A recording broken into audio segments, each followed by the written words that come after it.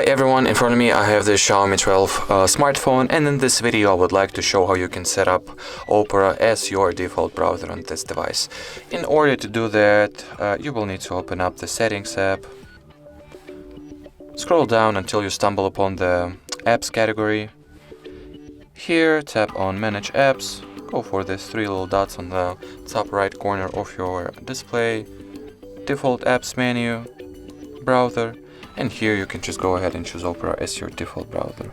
So that was the first way to do that. The second way that I want to show you guys is from the Opera browser itself. Just open up the browser, tap on this profile icon, here tap on this gear icon which stands for settings, and scroll down until you'll find the default browser category. Just tap on next and choose Opera.